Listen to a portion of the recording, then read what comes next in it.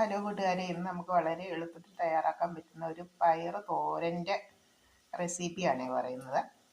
നമ്മൾ കടകളിൽ നിന്നൊക്കെ വാങ്ങുന്ന വൻപയർ അത് തലേ ദിവസം നമ്മൾ കുതിരാനിടുക, വെള്ളത്തിലിടുക. നമ്മൾ പിറ്റേന്ന് രാവിലെ കറി വയ്ക്കാൻ ഉദ്ദേശിക്കുന്നുണ്ടെങ്കിൽ നമ്മൾ വൈകിട്ടൊന്നും വെള്ളത്തിലിട്ട് വയ്ക്കുകയാണെങ്കിൽ അത് നന്നായിട്ട് കുതിർന്ന് കിട്ടും.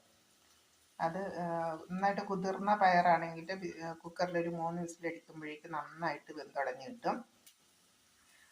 ഒരു പാനിൽ കടുക് താളിക്കുക. കടുക് താളിച്ച് അതിലേക്ക് 3-4 ചുവന്നുള്ളി ചെറുതായിട്ട് അരിഞ്ഞിടുക.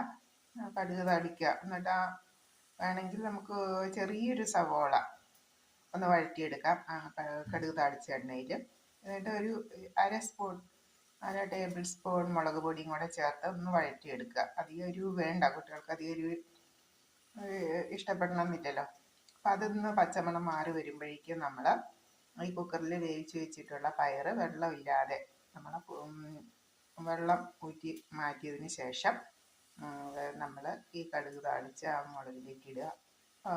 2 മിനിറ്റ് കൊണ്ട് ഒന്ന് ഇളക്കി, 2 മിനിറ്റ് പോലും വേണ്ട, ഒന്ന് ഇളക്കി എല്ലാം ഒന്ന് സെറ്റായി വെള്ളം ഒക്കെ തീർത്തും വെള്ളം വറ്റി വരുമ്പോൾ നമുക്കത് ഈ പാകത്തിൽ തോരൻ പോലെ വാങ്ങി വെച്ച് കഴിഞ്ഞാൽ ചോറിനൊക്കെ കുട്ടികൾക്ക് വളരെ ഇഷ്ടപ്പെടും. കുട്ടികൾ ചുമ്മാതെ വേണമെങ്കിലും ഈ പയറ് കറി കഴിച്ചോളും. അപ്പം എല്ലാവർക്കും വളരെ ഇഷ്ടപ്പെടും. നമുക്കൊക്കെ ഉച്ചയൂണിനോടൊപ്പം ഒരു തോരനായിട്ട് നമുക്കിത് ഉപയോഗിക്കാം. ഹോട്ടലുകളിൽ നിന്ന് വാങ്ങുന്ന അതേ രുചിയിൽ നമുക്ക് കഴിക്കാം. Okay, bye bye. അടുത്തൊരു വീഡിയോ ആയിട്ട് അടുത്ത ദിവസം കാണാം. Bye bye. ഓക്കെ.